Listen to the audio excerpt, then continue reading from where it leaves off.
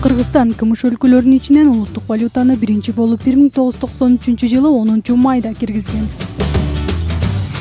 Бул өз учурунда кошуна мамлекеттердин түшүнбөстүгүн жараткан. Мезгил бул чечим туура болгондугун көрсөттү. Кийин Кыргызстанды сындаган өлкөлөрдүн баары өз валюталарын чыгарууга аргасыз болушкан.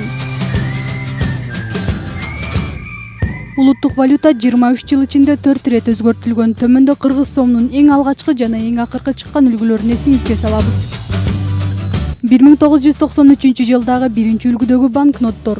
Кагаз тыйындар көлөмү жагынан бири-бирине окшош. Сомду элге тез убакытта жайылтууда коргоочу аз коюлган. Банкноттордо чыгарылган жылы жазылган эмес. Бул акчалар 2008 жылы 1-январда жүгүртүүдөн алынган.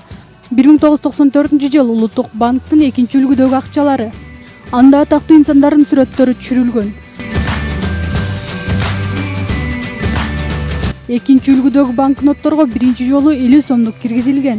Экинчи үлгүдөгү эң чоң акча 100 сом болгон. 1997 жылдан тарта улуттук валюта 3-чү жолу басылып чыккан. 2000 жылы 200 сомдук жүгүртүүгө чыгарылган. 2004 жылы 200 сом толуктоо иретинде кайрадан басылып чыккан. Алгачкы 1000 сом 2000 жылы чыккан. 2008-2009 жылдары монеталар чыгарылган.